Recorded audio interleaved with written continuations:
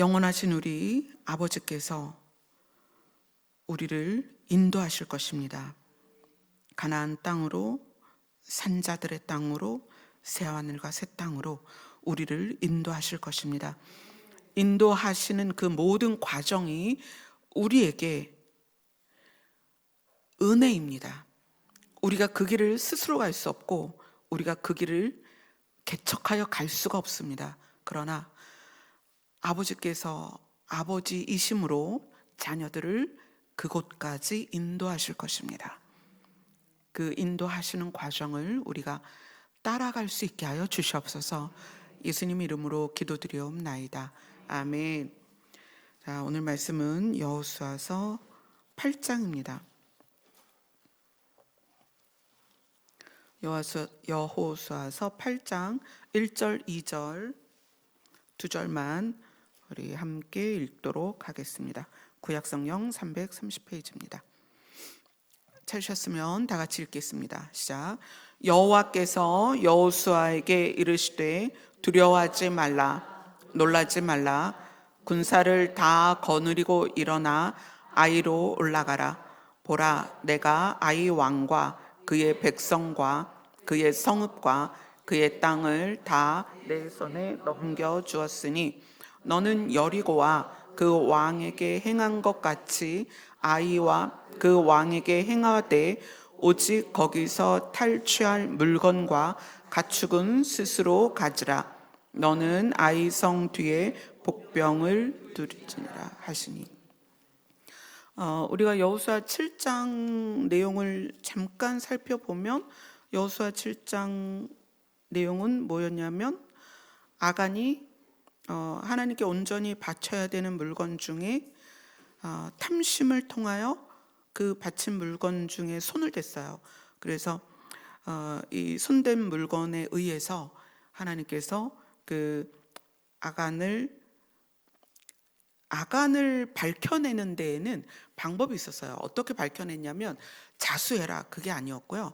제비 뽑기로 제비를 뽑았는데 아간이 딱 나온 거예요. 그러니까 아간이, 이거는 부인할 수 없는 상황이죠. 그래서 아간이 이제 자기가 뽑힌 것에 대해서 이제 이야기를 하는 거예요. 뭐뭐 가졌다 그랬어요. 탐스러운 외투, 그다음에 은덩어리, 금덩어리. 그래서 그가 돌 맞아 죽었는데 그 쌓인 돌무더기와 그 골짜기를 뭐라고 불렀다? 아골골짜기다. 아골골짝은 괴로움의 골짜기다. 인간이 탐심을 가지면 반드시 괴로워진다. 또 그 다음에 그 탐심을 가진 상태에서 아이성을 향해서 백성들이 나아갔어요. 근데 여리고성이 폭삭 무너진 걸 보면서 와, 우리는 할 수 있어, 이렇게 된 거예요. 근데 우리는 할 수 있어가 하나님이 하시는 걸 통해서 일어난 사건이 마치 내 능력인 것처럼 오해한다는 거예요. 우리 다 그래요. 일상 살면서 모든 것이 하나님의 은혜인데 내 능력이다. 그래서 여리고도 무너졌으니 아이성도 우리가 이참에 무너뜨리자고 갔는데 어떻게 됐어요? 올라간 사람들이 다 죽었어요. 패했어요. 자, 그래서 그 이유가 왜 그랬느냐? 하나님이 은혜로 여리고성을 주셨는데 아이성은 하나님이 주신 건 아니죠. 근데 아이성을 대하는 이스라엘 백성의 태도가 뭐였냐면 여리고성을 무너뜨린 게 자기들의 힘이었던 것처럼 오해한 거죠. 그리고 나아갔어요. 그 다음에 여리고 아이성에 나아가는 그 마음 자체가 탐심이었다. 은혜 외에, 하나님이 주신 외에 더 원했다 이거예요. 그래서 탐심을 가지고 나아가서 승리하지 못했죠. 그래서 이 여호수아 7장은 그렇게 얘기해요.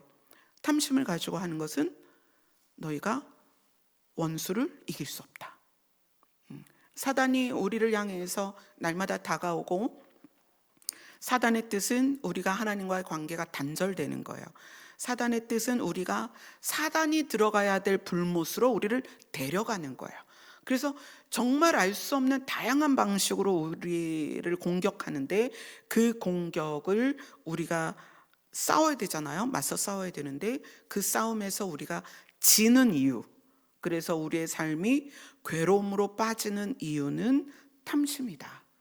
뭐 이제 그런 내용들을 우리가 지난주에 봤어요. 그런데 그 아이성, 여리고도 폭삭 무너졌던 그 사건과 이어져 있던 그 아이성에 대해서 하나님이 말씀하시는 거예요. 오늘 1절에 여호와께서 여호수아에게 이르시되 두려워하지 말라, 놀라지 말라. 왜냐하면 아이성 갔다가 왕창 깨져갖고 사기가 다 떨어지고, 그 다음에 아간이라는 사람은 그 물건을 훔쳤다가 돌 맞아 죽으면서 그게 아골골짜기가 되고, 그러니까 이 여리고가 무너졌을 때 느꼈던 승리에 도취됐던 마음들이 다 사라졌어요.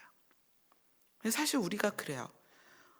좋은 일이 있고 기쁜 일이 있고 성공이 있고 성취가 있을 때 우리가 기운이 확 나고 기쁘고 힘이 나지만, 정반대의 일이 딱 나면 우리가 다 무너지거든요. 우리는 우리가 경험하는 거에 의해서 우리의 마음과 감정이 움직이기 때문에, 지금 아이성 함락을 못했죠. 이스라엘 백성이 아이성 군사들에게 죽었죠. 그 다음에 아간이라는 사람이 제비뽑기에 걸렸는데, 아니 세상에 하나님이 만지지 말라 한 것을 훔쳐가지고 결국은 동족에 의해서 돌에 맞아서 죽었단 말이에요. 돌무더기가 이만큼 쌓였고 그것을 아골골짜기다, 이렇게 되었습니다.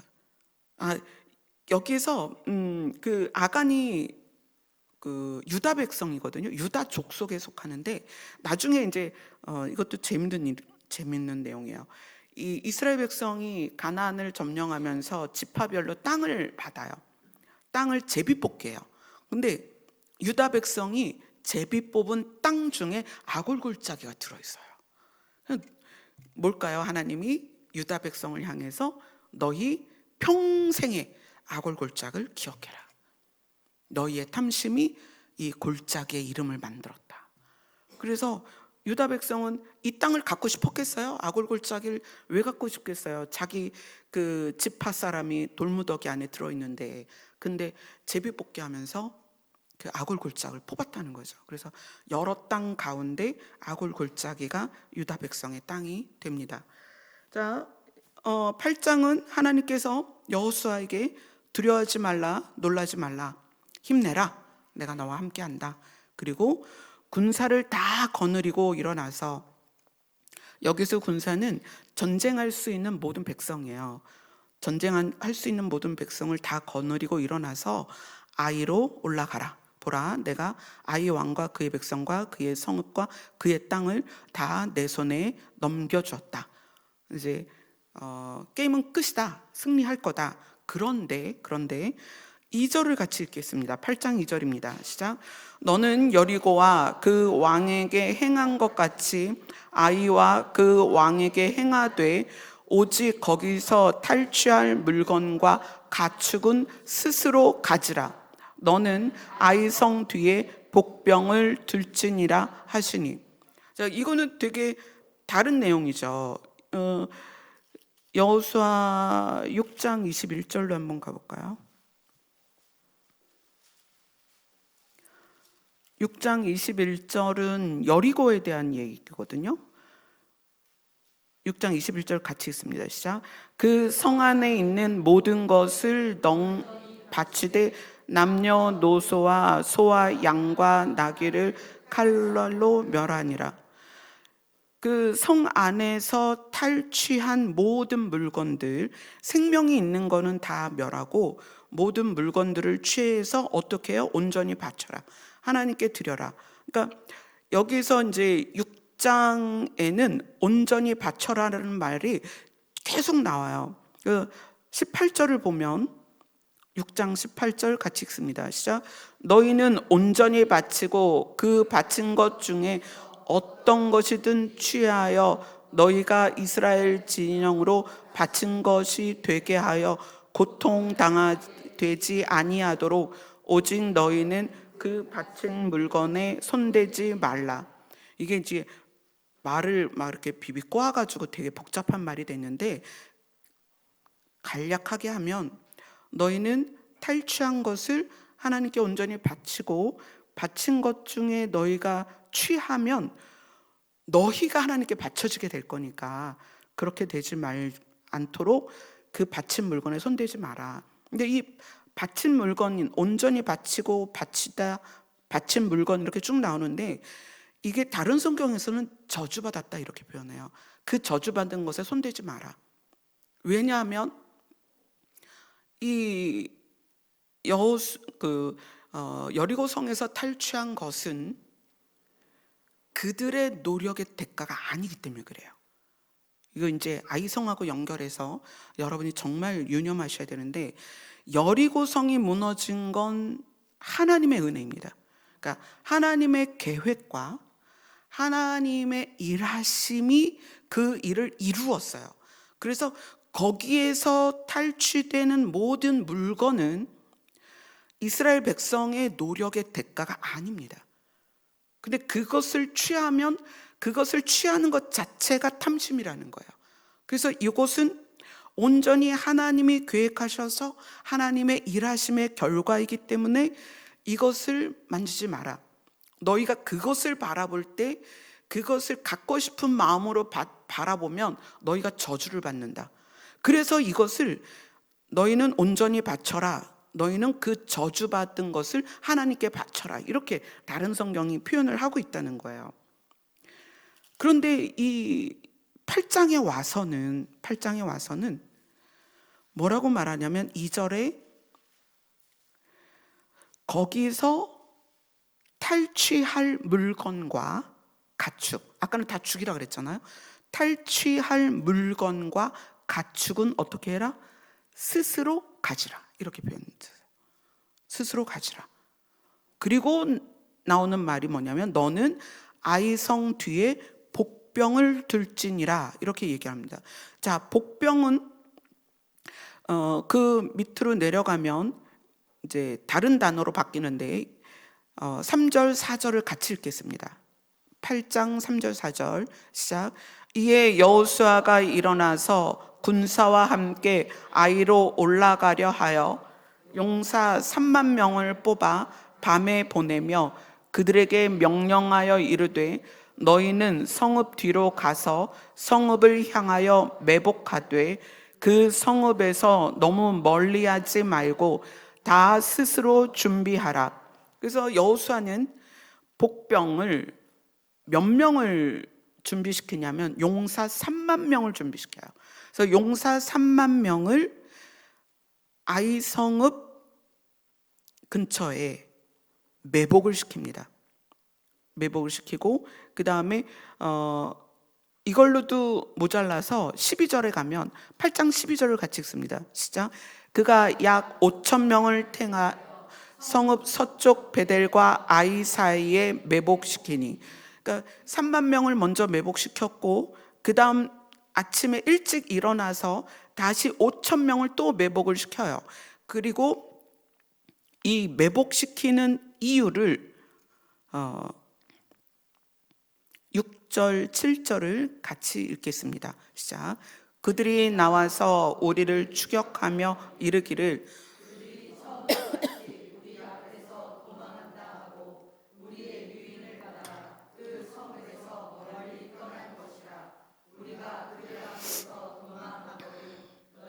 매복한 곳에서 일어나 그 성읍을 점령하라.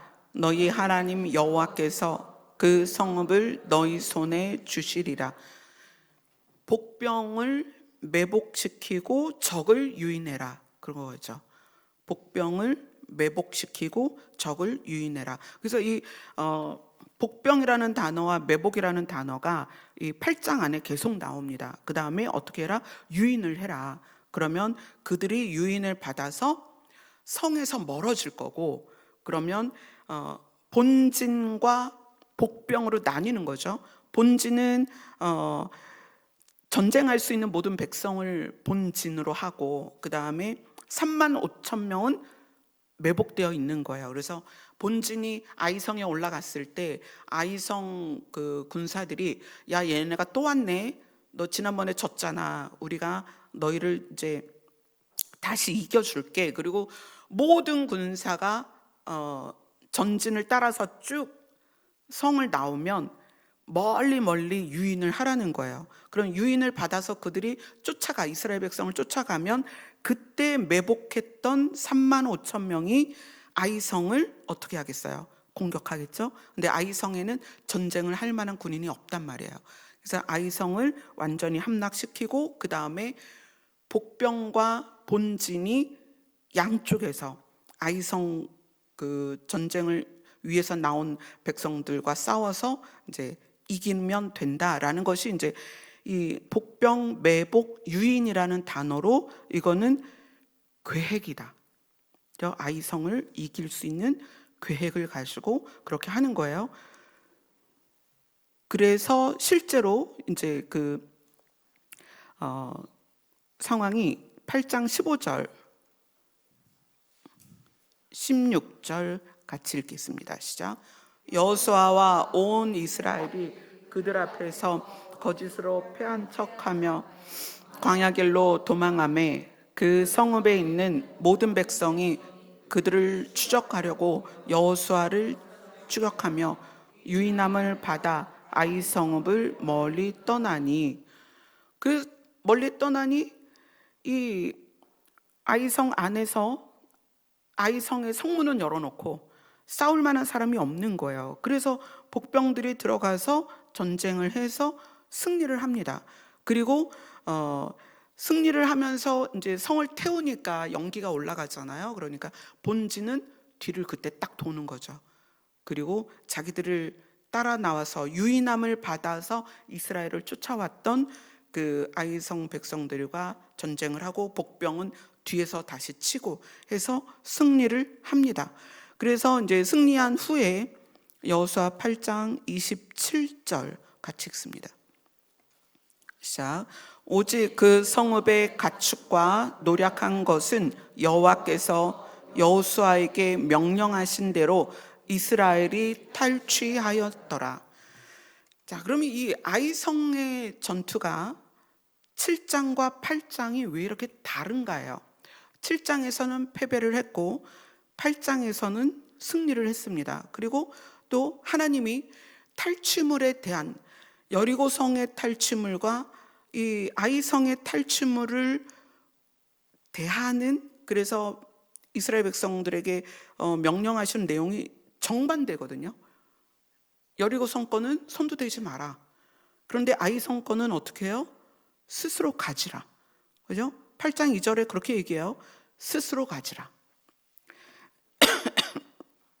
그래서 우리가 이 세상을 살아갈 때 이 아이성의 교훈이 너무 중요합니다.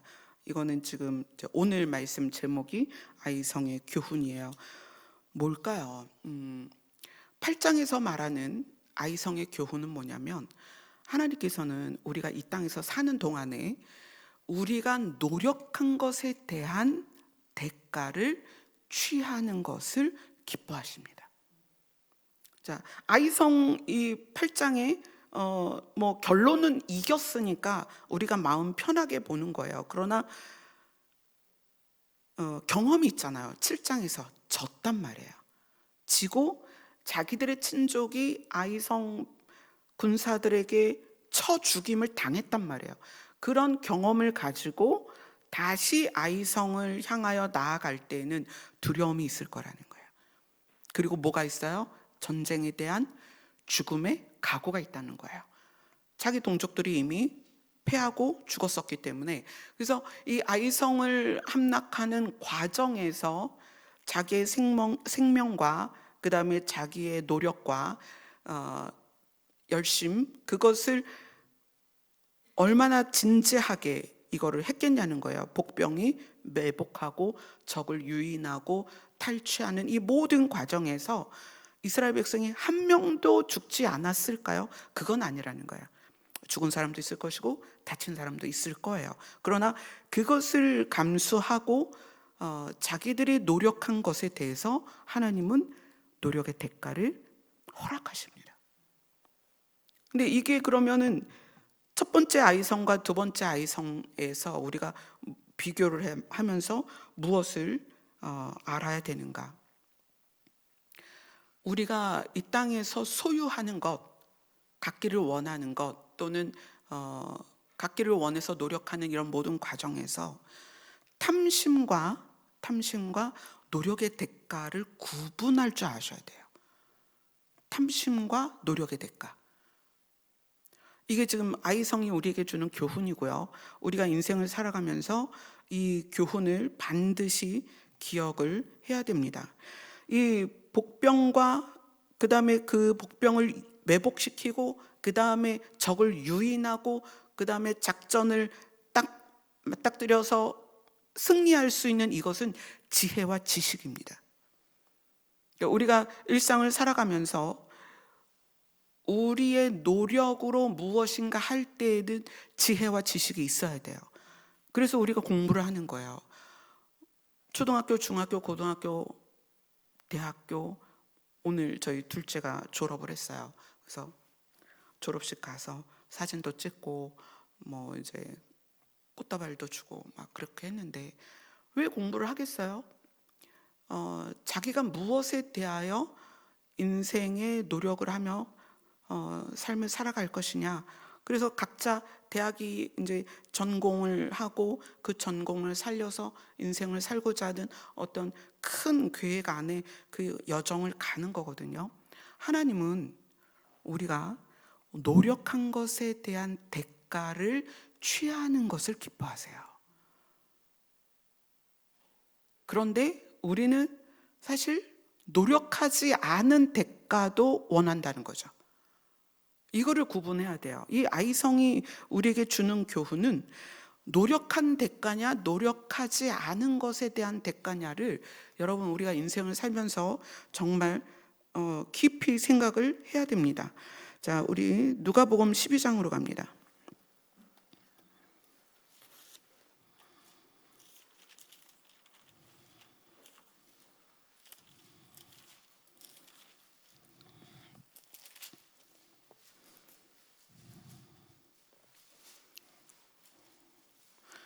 누가복음 12장 15절입니다.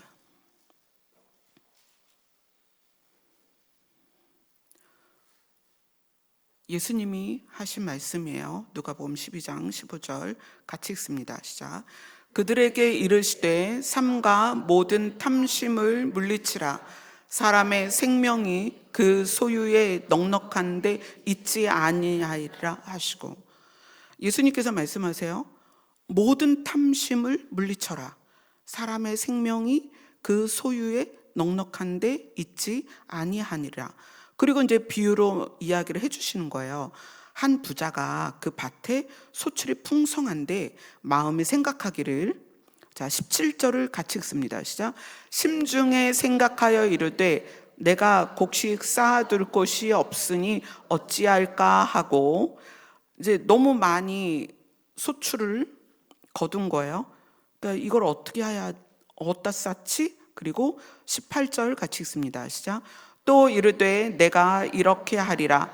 내 곡간을 헐고 더 크게 짓고 내 모든 곡식과 물건을 거기 쌓아두리라. 이제 계획이에요. 이거는 계획을 하고 그 다음에 19절 같이 읽습니다. 시작. 또 내가 내 영혼에게 이르되 영혼아 여러 해 쓸 물건을 많이 쌓아두었으니 평안히 쉬고 먹고 즐거워하자 하리라 하되. 자, 자기의 소출에 대해서 어떻게 쌓을지 계획을 하고 그것에 의하여 갖고 있는 소망이에요. 소망이 평안하고 즐거울 것이다. 이렇게 많으니 내가 평안하고 즐거울 것이다. 그런데 거기에 대해서 하나님이 뭐라고 말씀하시냐면 20절입니다. 시작. 하나님은 이르시되 어리석은 자여 오늘 밤에 내 영혼을 도로 찾으리니 그러면 내 준비한 것이 누구의 것이 되겠느냐 하셨으니. 이거는 소출, 곡식이라는 소출에 한정되어서 비유를 들어주셨지만 예수님은 이것에 대해서 뭐라고 말씀하시냐면 삼가 모든 탐심을 물리쳐라 그래요. 그럼 탐심의 종류가 이제 여기에 예수님이 예를 들어주신 거는 이제 물질이죠. 그래서 실제적으로 눈에 보이는 물질을 소유하는 소유 욕구에 대해서 이야기를 하시는 거예요. 네가 물질을 아무리 많이 쌓아두어도 하나님이 네 영혼을 찾아가면 네가 준비한 건 사실 네 게 아니야. 이렇게 이야기를 하시는 거예요. 그래서 21절은 예수님이 말씀하시는 거예요. 자, 하나님은 네가 이렇게 많이 준비했지만 내가 내 영혼을 찾아가면 네가 준비한 게 누구께 되겠냐 하셨으니, 그러니까 아버지는 이렇게 말씀하셨다. 그러면서 예수님이 말씀하시는 거예요. 21절을 같이 읽습니다. 시작. 자기를 위하여 재물을 쌓아두고 하나님께 대하여 부요하지 못한 자가 이와 같으니라. 여기에서는 소출이라는 구체적인 것을, 물질을 예를 들어 주었지만 하나님에 대하여 부요하지 못한 자가 이런 삶을 살고 있다. 그러면서 소출만 아니라 모든 탐심이 그렇다. 이렇게 얘기를 하는 거예요. 모든 탐심. 그럼 모든 탐심은 그냥 딱 정의를 내리자면 현실에 만족하지 못하는 거예요. 현실에 만족하지 못한다는 건 지금이 마음이 불편한 거예요. 그게 소유가 됐든 우리가 뭐 이제 꼭 물질만 말하는 건 아니거든요. 왜냐하면 예수님은 모든 탐심이라고 말씀하셨죠. 소유에 대한 것도 있고요. 인정 욕구가 좀 많아요. 인정 욕구는 눈에는 보이지 않죠. 그런데 관계에서 반드시 영향을 주는 게 인정 욕구예요. 타인이 나에 대하여 어떻게 생각하는가, 그거예요. 나는 누구인가에서 출발해야 돼요, 여러분. 여러분의 자아는 나는 누구인가로부터 출발해야 됩니다. 나는 누구예요? 하나님의 상속자예요. 이거 그냥 입에서 나와야 됩니다. 나는 누구다? 하나님의 상속자다. 이건희 회장의 상속자가 아니고요, 신의 상속자라는 거예요. 여러분, 여러분의 신앙생활에서 이것을 빼먹으면 정말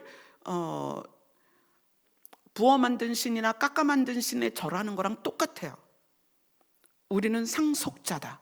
누구의 상속자다? 하나님의 상속자다. 여기에서 시작을 해야 돼요. 그런데 소유 욕구만큼이나 우리에게 결핍을 느끼게 하는 게 뭐냐면 인정 욕구다. 저 사람이 나를 누구라고 생각하는가? 저 사람이 나를 얼만큼 인정하는가? 이 인정 욕구가 우리 안에 생기는 거의 대다수의 결핍의 기본이 돼요. 그래서 이 인정 욕구를 겉으로 만족스럽게 하기 위해서 사실 물질을 끌어당기는 거거든요.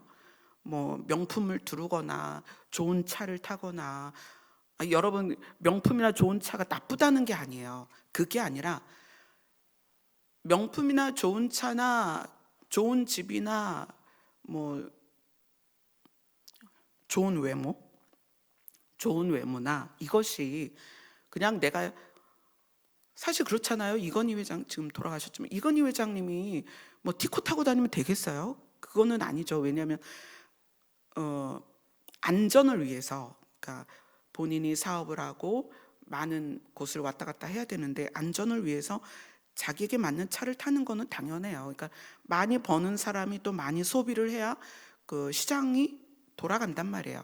근데 그게 문제가 아니라 인정 욕구에 의한 포장이 될 때가 문제라는 거예요.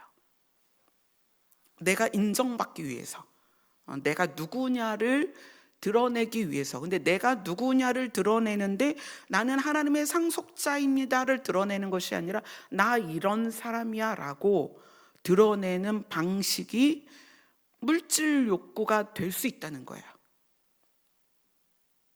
좋은 것을, 많은 것을 가지고 그것을 보여줘서 내가 누구다라는 거. 그래서 차를 비유로 한다면 하차감이라는 게 있어요. 승차감, 하차감. 이게 뭐냐면 어느 날 제가 딱 한 번 봤어요. 사이버 트럭이라는 걸 한번 딱 봤는데 정말 희한하게 생겼거든요. 그 사이버 트럭이 테슬라에서 나온 이제 희한하게 생긴 차예요. 근데 그 사이버 트럭이 지나가면 온 동네 사람이 다 쳐다봐요. 저게 뭐냐? 저도 처음 봤을 때 저게 뭐냐? 뭐가 저렇게 생긴 게 이상한 게 돌아다닌다? 바퀴는 달려서 차는 같은데 차 같지는 않고 저게 뭐냐? 근데 그 나중에 그거의 이름이 사이버 트럭이래요. 테슬라에서 나온 건데 그 차를 탈 때 주목받는 것과 그 차에서 내릴 때 주목받는 거를 승차감, 하차감이래요. 그러니까 이제 그런 거죠. 내가 어떤 차를 타냐로 승차감과 하차감이 나를 뿌듯하게 한다? 예, 그런 거 있죠. 그게 다 인정 욕구에서 나오는 거예요, 사실은. 그러면서 인정 욕구가 이제 어디까지 가냐면 사람이 나를 인정해 주기 위해서는 SNS나 그래서 이제 팔로워가 뭐 몇만이냐, 몇십만이냐, 뭐 내가 유튜브를 하는데 구독자가 몇 명이냐, 조회수가 몇이냐, 뭐 이런 걸로 또 자기가 얼만큼 인정받고 있는지, 주목받고 있는지, 뭐 내가 인싸인지 막 이런 거가 관심이 되는 거야. 그러니까 인정 욕구로 인해서 자꾸 파생되는 어떤 상황들이 있다는 거예요. 그러면서 그 인정 욕구가 주는 아주 달콤함을 사람들이 느껴요. 뭐냐면 지배 욕구예요. 사람들이 뭐 국회의원만 만나도 뭐 의원님 뭐 막 이러잖아요. 뭐 대통령을 왜 하려고 그러겠어요? 인정받고 사람을 지배할 수 있으니까 대통령을 하는 거죠. 그러니까 인정 욕구가 조금 더 발전돼서 나에게 구체화가 되면 그 다음에 지배 욕구가 생기는 거예요. 그래서 그 사람을 가려서 대하고 급을 나누고 누구에게는 이렇게 말하는데 누구에게는 하대하고 막 이런 것들이 결국은 지배 욕구에서 나오는 행위예요. 근데 그 지배 욕구가 강한 사람은 반드시 인정 욕구가 있어요.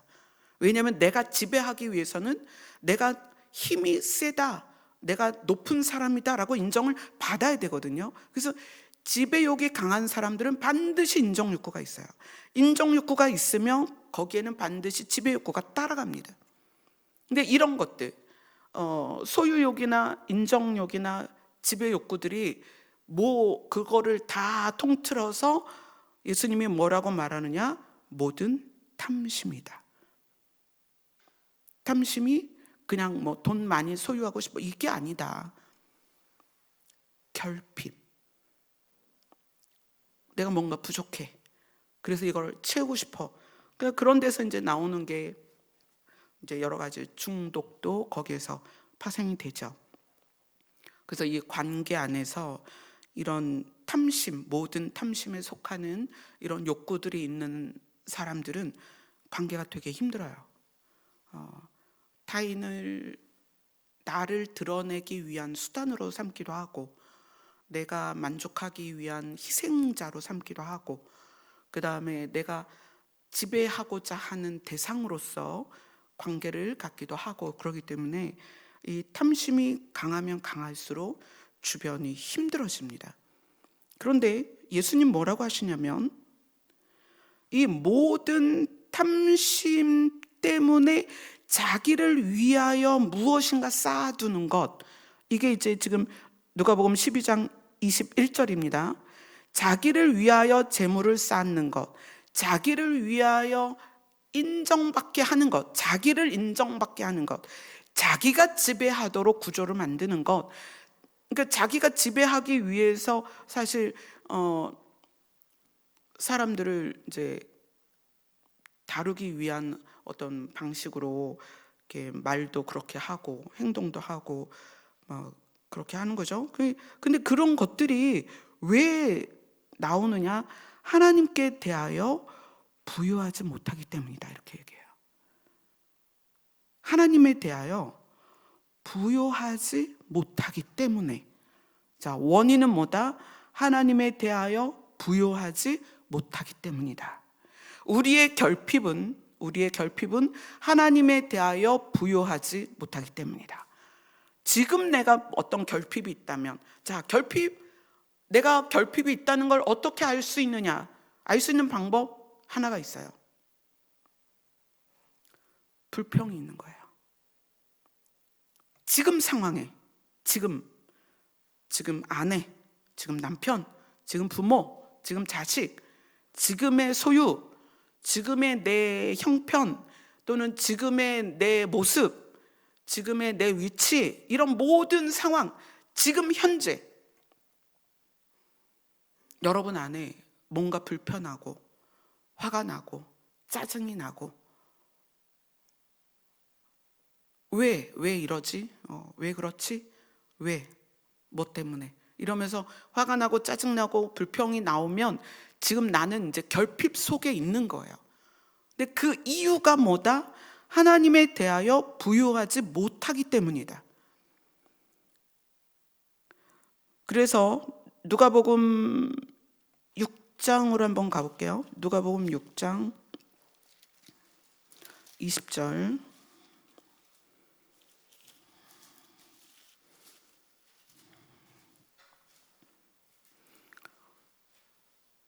누가복음 6장 20절 같이 읽습니다. 시작. 예수께서 눈을 들어 제자들을 보시고 이르시되 너희 가난한 자는 복이 있나니 하나님의 나라가 너희 것이며. 지난주에 팔복에 대해서 설교 중에 이제 잠깐 팔복에 대해서 봤는데, 원인과 결과를 분명히 알아야 된다. 너희 가난한 자는 복이 있나니, 가난하기 때문에 하나님의 나라가 너희 것이 아니라고요. 그게 아니라 하나님의 나라가 우리 것이 되면 이것이 하나님에 대하여 부요한 거예요. 하나님의 나라가 내 거야. 자, 나의 정체성이 어디에서 시작해야 된다? 나는 하나님의 상속자다. 이 정체성에서 시작하면 우리는 현실을 만족합니다. 현실을 만족한다는 거예요. 내가 진짜 찢어지게 지금 형편이 가난해. 그래도 내가 하나님의 나라를 상속받을 자기 때문에 그 상황에 좌절하거나 또 그 원인을 찾아서 상대를 미워하거나 그러지 않는다는 거예요. 하나님의 나라가 내 거면, 직설적으로 그렇게 표현하는 거예요. 하나님의 나라가 네 거면 현실에서 가난이 뭐가 문제니? 이거예요. 아시겠어요? 하나님의 나라가 네 건데 지금 이렇게 사는 게 뭐가 문제야? 하나님의 나라가 네 거면 너는 자발적으로도 가난해질 수 있어야 돼. 이거예요. 하나님의 나라가 내 거라는 것이 확신이 없기 때문에 지금의 결핍을 무엇인가로 채우려고 하는 거예요. 우리의 뻥 뚫어진 우리의 자아가 늘 결핍을 느낀다는 거예요. 근데 그 결핍을 시작하는 이유는, 내 결핍에 내가 괴로워하는 이유는 하나님으로 부요하지 않다. 그 하나님으로 부요한 게 뭐냐? 하나님의 나라가 내 거라는 인식이 없다는 거예요. 하나님의 나라가 내 거라는 게 어떤 의미인지 모른다는 거예요. 복음이 무엇인지 모르고 구원이 무엇인지 모른다는 거예요. 예수님이 왜 오셨어요? 우리를 구원하기 위해 오셨어요. 구원이 뭐예요? 하나님의 나라에 가는 거예요. 그래서 예수님이 길이다. 무슨 길이에요? 하나님 나라로 가는 길이다. 그게 복음인데, 우리는 하나님의 나라에 대하여 그것을 내가 받을 자로서 그것이 내 안에 들어와 있지 않은 거예요. 하나님의 나라는 먼 나라야. 하나님의 나라는 미래야. 하나님의 나라는 상관이 없어. 지금. 이게 하나님으로 부요한 게 아니라 하나님에 대하여 가난한 거라는 거예요. 오늘 누가복음 6장 20절은 이제 산상수훈의 말씀이죠. 하나님의 나라가 너희 것이라는 것 때문에 너희들이 부유하면 현실의 가난, 혹시 가난할지라도 현실에 대하여 만족하며 살 것이고, 너희가 너무 부자라면 자발적으로도 가난해질 수 있어. 왜? 하나님의 나라가 내 거니까. 아멘. 복음이 이것을 빼먹으면 복음이 아닙니다. 자기계발서예요, 성경이. 지금 우리가 굉장히 중요한 부분을 나누고 있는 거죠. 자, 다시 누가복음 12장으로 갑니다.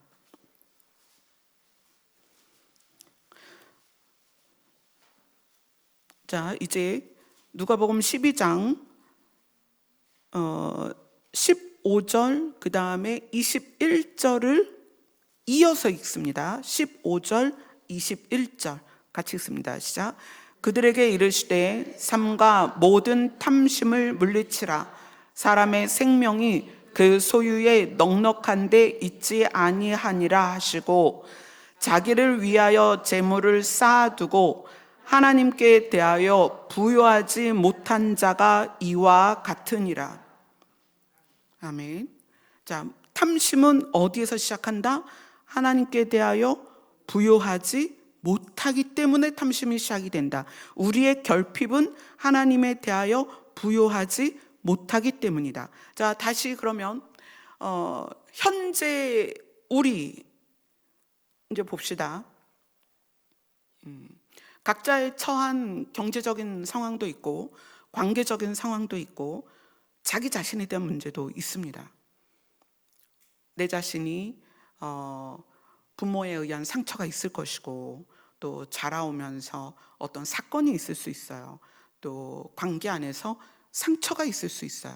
그러니까 상처, 사건, 환경, 그죠? 이런 것들이 내가 생각하는 방식을 만들어냅니다. 그죠? 그래서 피해 의식이 사실 굉장히 많아요. 이 피해 의식이라는 거는 누가 지나가는데 아는 사람이에요. 아는 사람이 지나가는데 내가 인사를 굉장히 기쁘게 했는데 그쪽이 인사를 되게 차갑게 받을 수도 있죠. 그리고 지나갔어요. 그러면 피해 의식, 그러니까 상처, 사건, 환경에 의해서 내 자아가 결핍이 있는 상황에서는 나는 정말 반갑게 인사했는데 그 사람이 차갑게 인사를 받았단 말이에요. 집사님 안녕, 그러고 가버렸어요. 그러면은 이 결핍이 있는 사람은 어떻게 생각하냐면 저 사람이 나를 무시하네, 저 사람이 나를 우습게 하네, 이렇게 생각을 한단 말이에요. 근데 그 사람의 머릿속에는, 그 사람의 상황에는 뭐가 있는지 우리가 모르잖아요. 그러니까 그 사람이 지금 너무 똥이 마려. 그래서 지금 집에 열심히 가는데 김 집사님이 막 와가지고 집사님 안녕하세요. 나 가야 돼. 그럼 막 간단 말이에요. 나는 지금 똥 마려서 가는데 김 집사님 오해하는 거예요. 아니 저 박 집사님이 나를 싫어하나? 왜 그러지?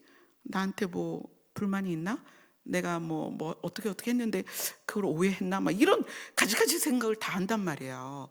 근데 이 상처가 없고 어떤 결핍이 없는 사람들은 막 이렇게 나 지금 가야 돼, 빨리 가야 돼, 막 그러면 급한 일이 있나 보다 이렇게 생각하는 거예요.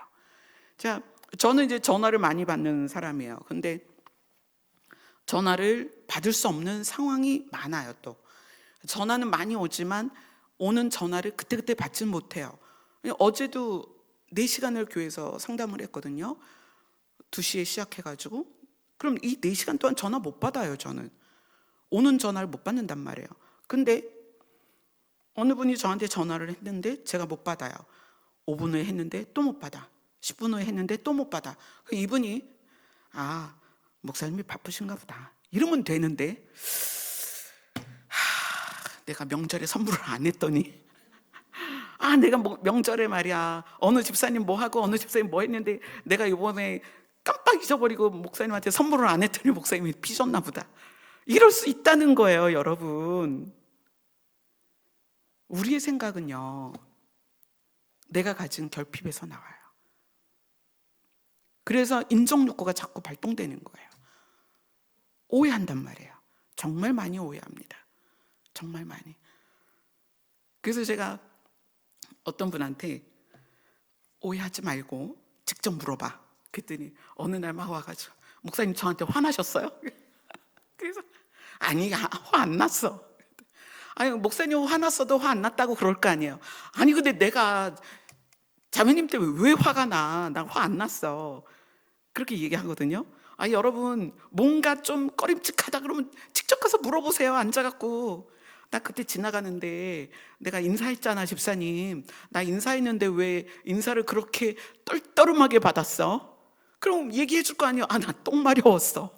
나 지금 급똥이야. 나 지금 그때 급똥 큰일 날 뻔했어. 나 바닥에서 쌀 뻔했어.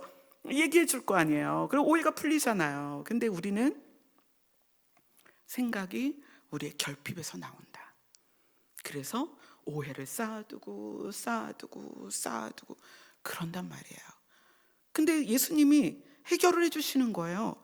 너희들이 그런 어떤 결핍에 의해서 뭐 인정 욕구나 또는 타인에 대해서 이제 지배 욕구나 또 소유 욕구나 이런 것들이 생기는 이유는 하나님에 대하여 부유하지 못하기 때문이다 라고 얘기를 하는 거예요, 예수님이.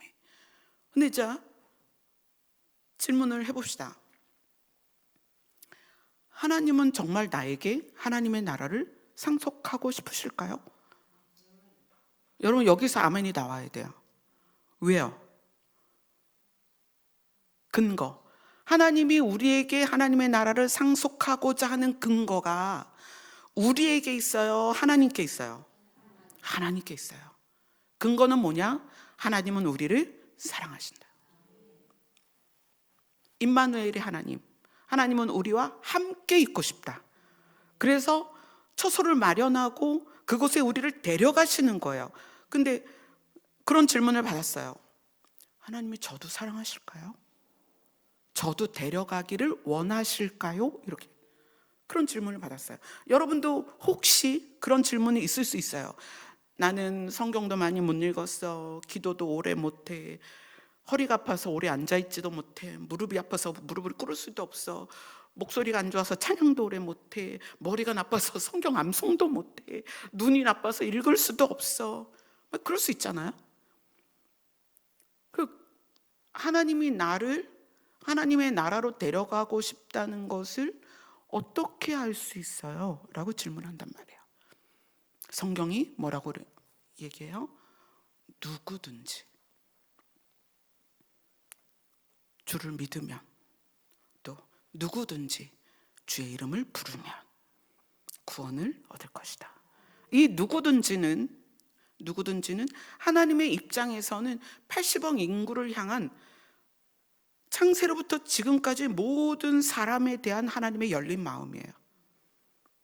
우리 모두에 대한 구원을 주고 싶다는 거야. 상속하고 싶다는 거야. 그런데 상속을 받는 것, 구원을 받는 것, 죄 사함을 받는 것은 누구의 의지예요? 내 의지예요. 하나님은 주고 싶어 해요. 모두에게 다 주고 싶어 해요. 그러면 우리가 생각할 때 그러면 아무나 다 천국 가요? 아무나는 아니죠. 어떻게 구분이 돼요? 천국 가고 싶은 사람만 가는 거예요. 상속받고 싶으냐? 하나님의 나라를, 그거예요. 구원을 받고 싶으냐? 그거예요. 근데 우리가 물어봅시다, 여러분. 여기 있는 우리가 이 땅에서 사는 거를 다 포기하더라도 천국 가고 싶으세요? 이 아멘이 그냥 나오는 게 아니라는 거예요. 이게 믿음에서 나오는 고백인데 이 고백이 교회를 다닌다고 나오는 게 아니라는 거예요. 그래서 오늘 이 누가복음 12장에서 예수님이 말씀하시는 거예요. 모든 탐심은 하나님에 대하여 부요하지 않기 때문이다. 나는 이것 때문에 세상에 왔고, 나는 너희를 그곳에 가는 길이 되도록 여기에 왔는데, 너희는 하나님에 대하여, 하나님이 주고자 하는 것에 대하여 마음이 없어. 그거예요. 자, 그래서 예수님이 이 누가복음 12장에서 이제 결론을 또 이야기해 주십니다. 누가복음 12장 31절입니다. 31절 같이 읽습니다. 시작. 다만 너희는 그의 나라를 구하라. 그리하면 이런 것들을 너희에게 더하시리라. 또 이 성경 구절이 어떻게 적용이 되고 있냐면 기도의 순서로 적용이 돼요. 그래서 막 기도할 때 먼저 그의 나라와 그의 의를 구하라 그랬으니 하나님의 나라가 이 땅에 임하게 하시며, 그리고 그 다음에 필요를 구하라고 했으니까 막 필요를 구하는 거예요. 기도의 순서가 아닙니다. 내 가치관을 어디에 둘 거냐는 거예요. 아멘. 가치관을 어디에 두냐에 따라서 우리는 선택이 달라집니다.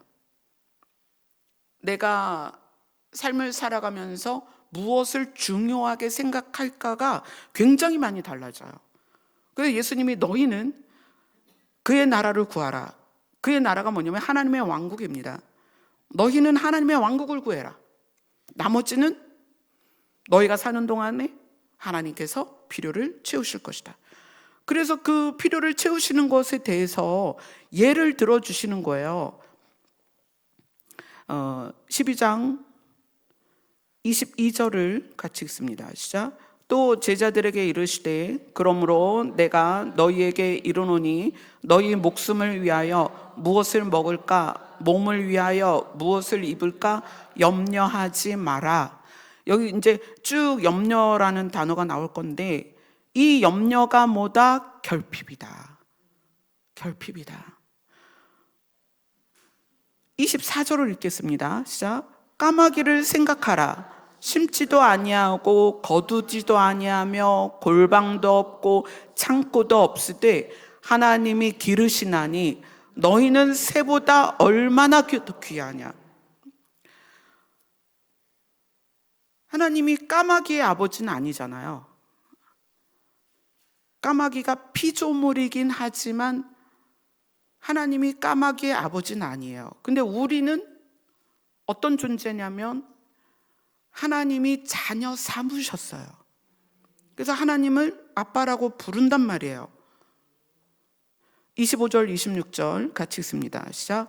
또 너희 중에 누가 염려함으로 그 키를 한 자라도 더할 수 있느냐.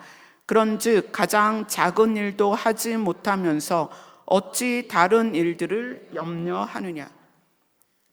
여기서는 염려라는 표현이지만 이 염려라는 표현이 일상에선 뭐가 되냐면 결국 탐심이 된다는 거예요. 탐심. 저 사람이 나를 무시하면 어떡하지?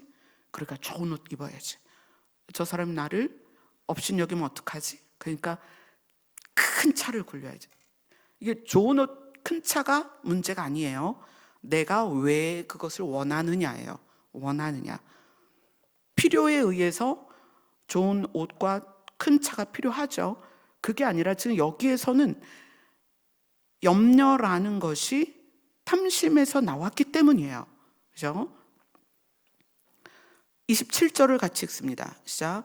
백합화를 생각하여 보라. 실도 만들지 않고 짜지도 아니하느니라.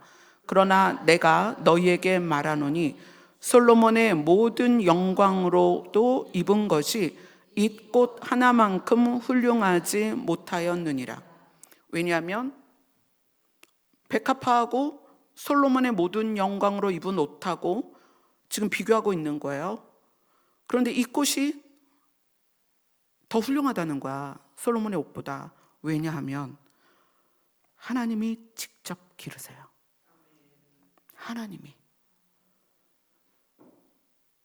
그런데 자 28절 같이 읽습니다. 시작.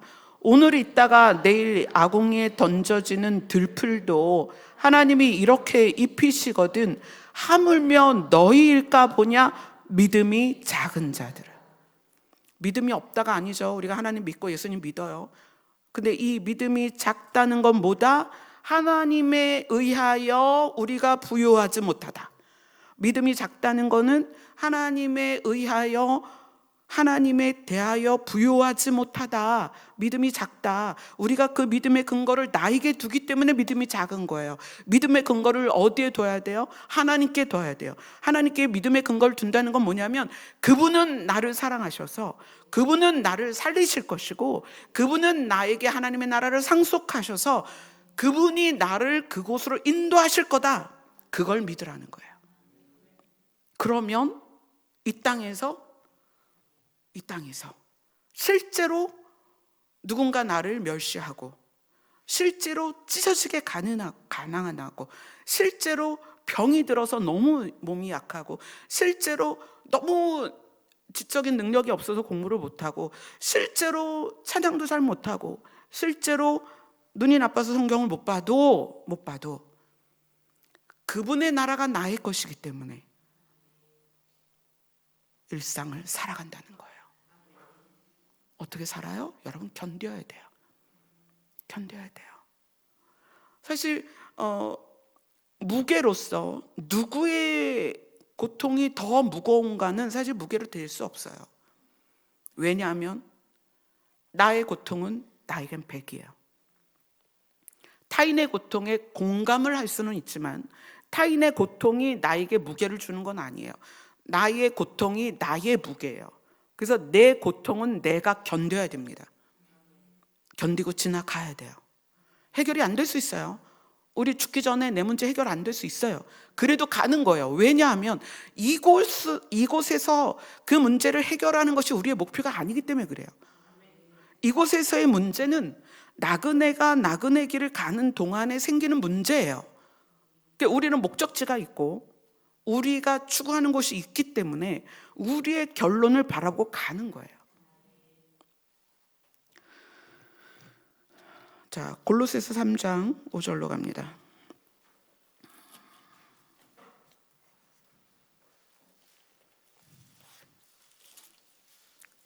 골로새서 3장 5절.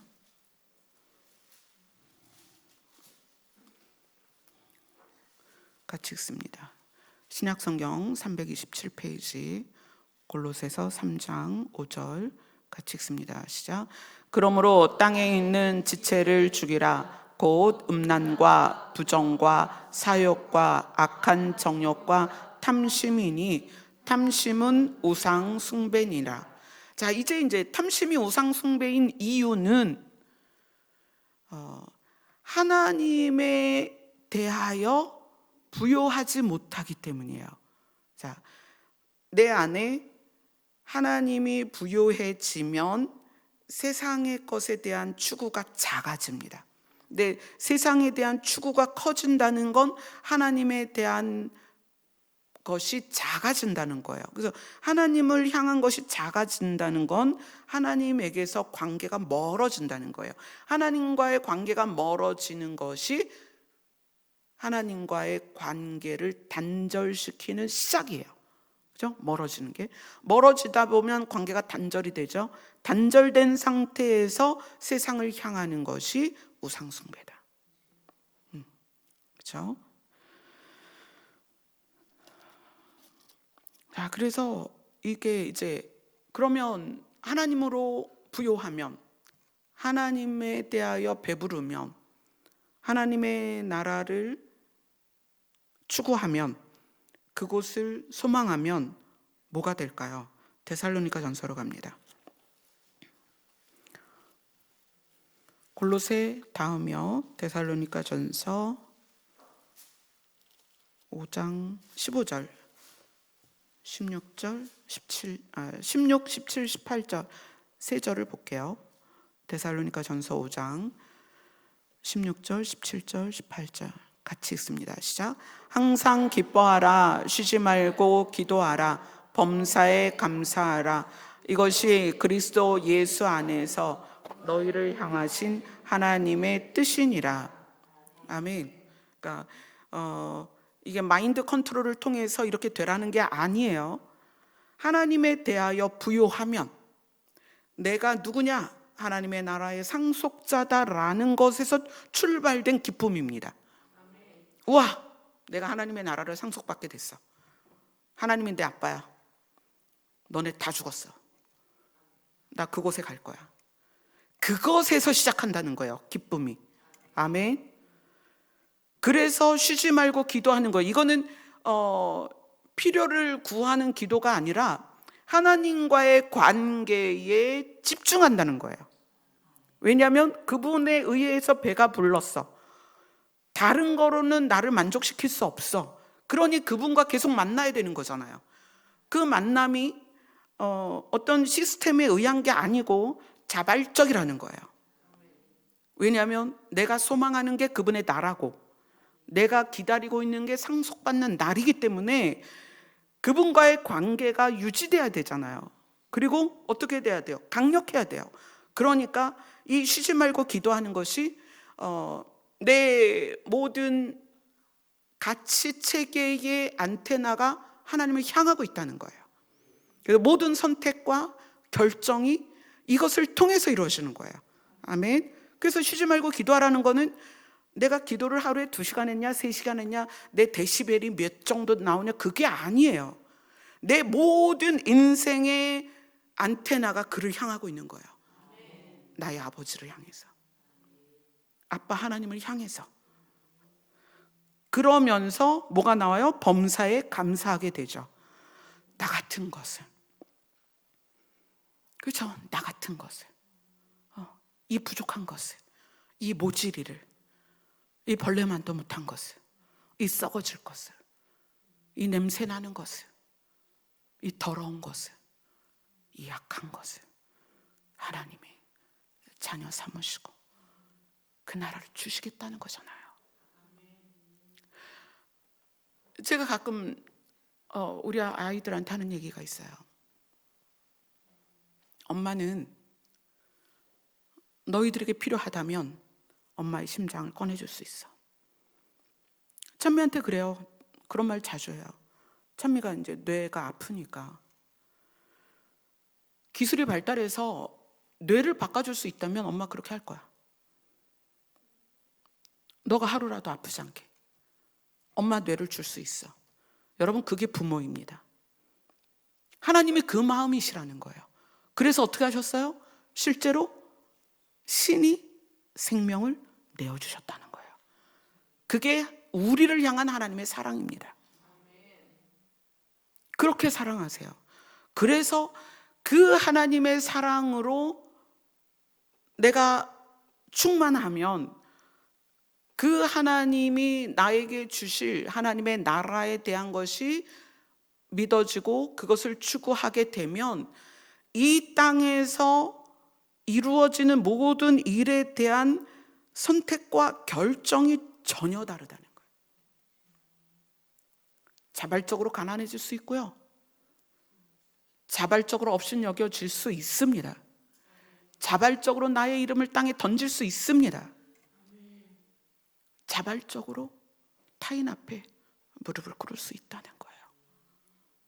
우리가 하나님으로 배가 부르면 이 땅의 것에 우리가 대하는 태도가 달라진다는 거예요. 우리의 성장과 성숙은 그거예요.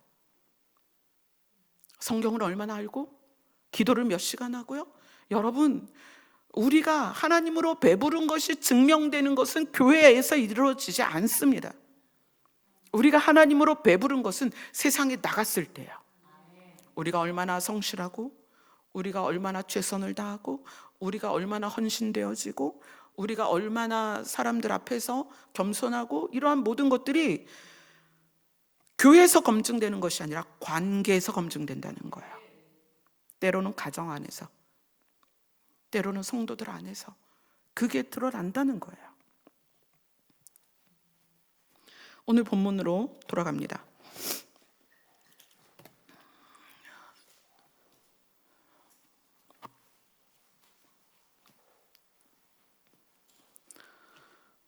여호수아서 8장 27절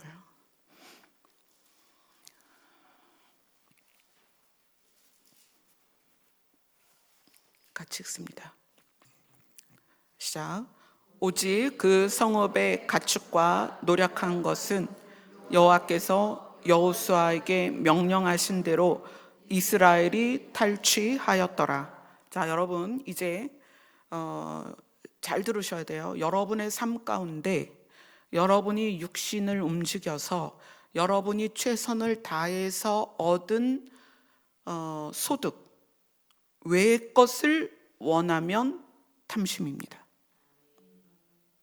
부모님 거 또는 자녀에게 내가 너 키우는데 얼마나 힘들었는지 알아? 이 새끼야, 너 월급 받으면 임마 반은 엄마한테 갖고 와야지. 뭐 이런 거 있죠.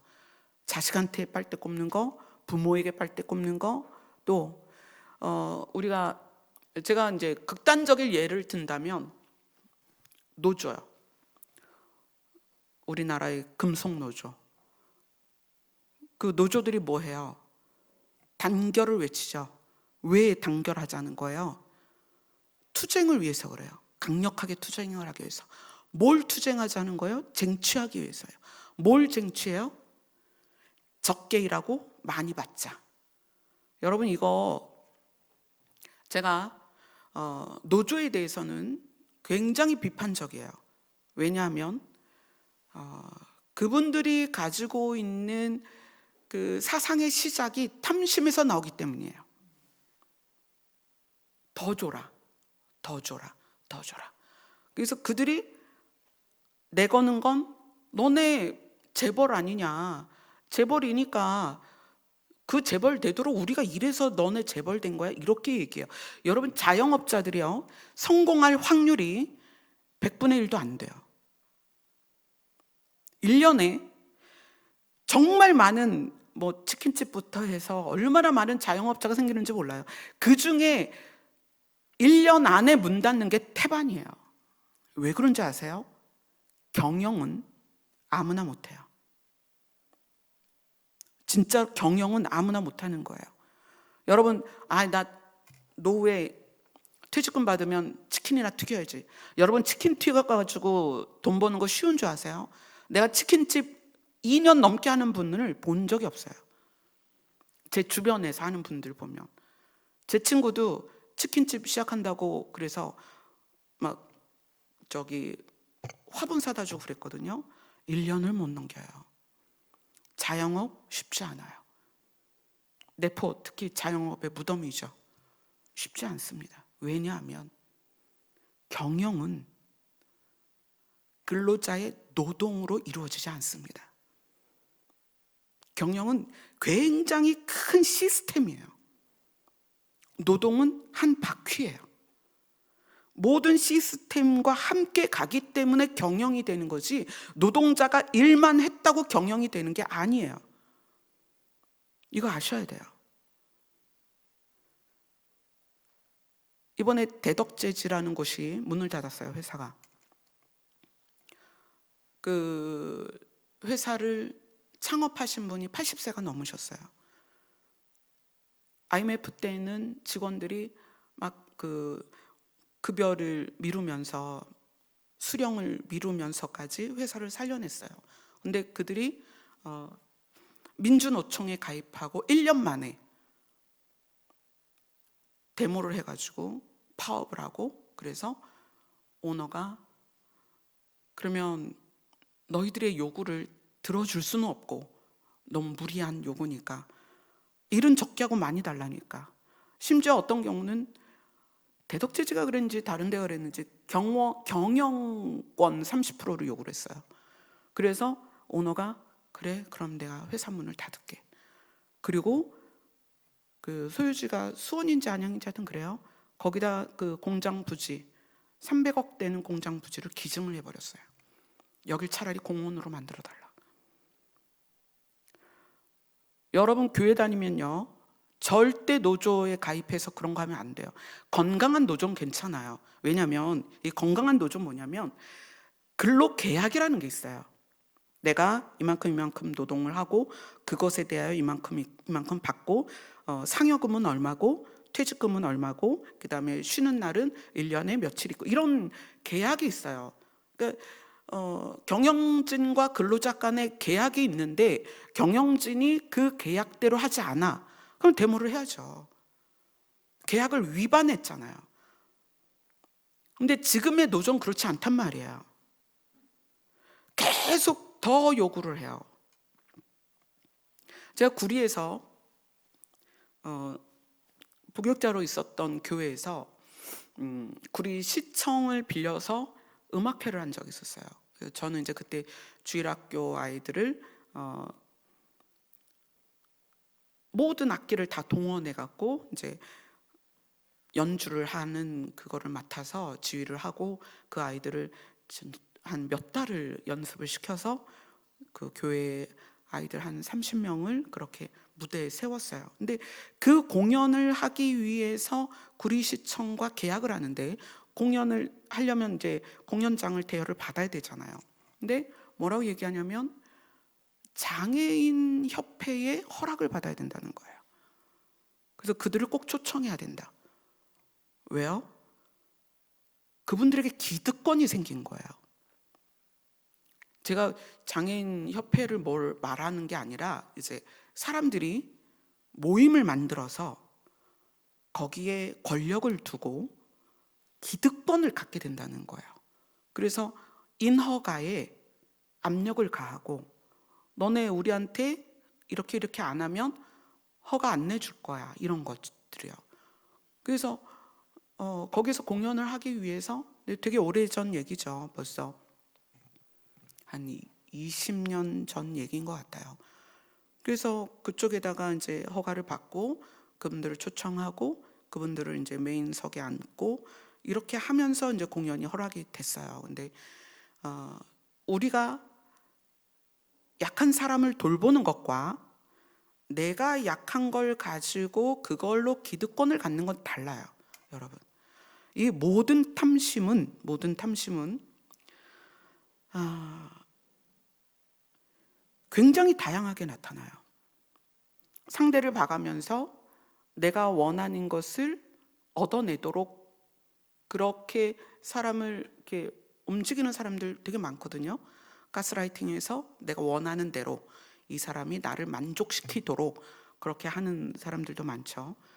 그런 것들이 탐심이죠. 근데 하나님은 아이성을 허락하실 때 너희의 노력으로 너희가 복병을 매복시켜서 그들을 유인해서 너희들이 성과를 올리고 거기에 대한 것을 스스로 가져라 이렇게 얘기한단 말이에요. 여러분이 노력한 거 외에는 탐심입니다. 그거 기억하셔야 돼요. 타인의 희생 요구하지 마세요. 타인이 여러분에게 무엇인가를 노력하도록 하지 말라는 거예요. 타인이 여러분에게 노력하는 건 자발적으로 해야 되는 거예요. 이게 우리 관계 안에서 특히 가족 안에서 그런 거 많아요. 기억하셔야 돼요. 내가 노력한 거 외에는 그것을 원한다면 탐심이다. 기억하셔야 돼요. 부모, 형제, 자식 다 마찬가지예요. 교회는 특히 목회자가 그런 걸 많이 하죠. 성도들에게 요구한단 말이에요. 이 요구라는 게 굉장히 불합리한 거예요. 어떻게 요구할 수 있어요? 우린 다 은혜로 사는데, 그죠? 공부 뒤지게 안 하고 성적 좋은 걸 바라는 아이들 이해 안 가죠? 우리는 근데 그렇게 살아요, 사실. 나는 10% 하고 인정은 90% 받고 싶은 거, 그게 우리 안에 있거든요. 이 10%라는 거는 내가 할 수 있는 역량이에요. 그러면 그것의 결과도 10%밖에 없는 거예요. 그런데 내 역량은 10%인데 90%를 원한단 말이에요, 우리가. 아이성의 교훈은 우리 평생을 따라다닐 것입니다. 여러분 기억하셔야 돼요. 내가 땀 흘려 취한 것만 내 것이다. 그것이 아담과 하와에게 하나님이 주신 말씀이에요. 땀 흘려서 곡식을 취하는 것, 그것이 우리의 당당하게 스스로 가질 수 있는 거예요. 기억하셔야 돼요. 평생에 우리가 스스로 가질 수 있는 건 내 노력의 결과다. 나머지는 다 은혜다. 여러분 숨 쉬는 거, 아침에 태양이 떠서 우리가 하루를 살 수 있는 거 다 하나님의 은혜예요. 밤이 있으니까 여러분 잠을 자고 쉬잖아요. 하나님의 은혜입니다. 제가 찬미랑 그런 얘기를 했어요. 찬미랑 아니 어떻게 부목사님이랑 했나? 오늘 졸업식 가면서 했던 얘기인가요? 아니 어떻게 돌은 파도 돌이 있을까요? 집 짓는 데 돌 많이 쓰잖아요. 또 콘크리트도 자갈 섞어서 이렇게 쓰잖아요. 도대체 돌과 흙은 어디서 그렇게 많이 나올까? 써도 나오잖아요. 또 금이나 은이나 철이나 보석 같은 것도 맨날 캐는데 계속 있잖아요. 지하 자원들이 그렇죠. 나무야 또 심고 자라고 하지만 다 하나님이 공급하시는 거예요. 우리 게 어디 있어요? 다 하나님 거죠. 그거에 의해서 석유에서 섬유도 뽑고 뭐 여러 가지 해서 우리가 일상을 살아가는데 우리는 모든 것에 너무 욕심이 많다. 내가 일한 거 아니면 그냥 감사해라. 그냥 감사하세요. 그냥 아이고 하나님 제가 어쩌다 보니 한국에 태어나서 어쩌다 보니 이 좋은 땅을 누리고 있네요. 감사해요. 정말 여러분 감사할 것뿐이에요. 이 아이성의 교훈이 우리가 주님 나라 갈 때까지 우리가 건강한 가치관과 우리가 삶에서 선택과 결정할 때 건강한 선택을 할 수 있는 여러분이 되었으면 좋겠습니다. 아멘. 우리 377장 찬양하겠습니다.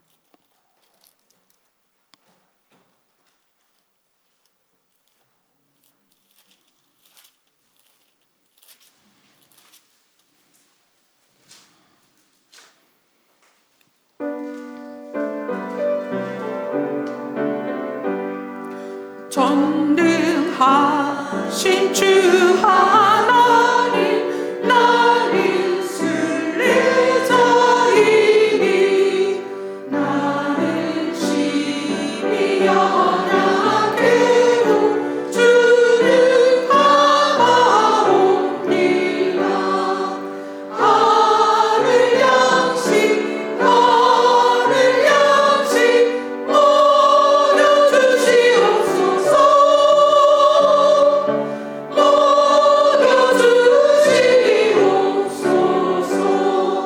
수정 같은 생명수를 마시도록 하시며 불과 구름 기름으로 나를 인도하소서.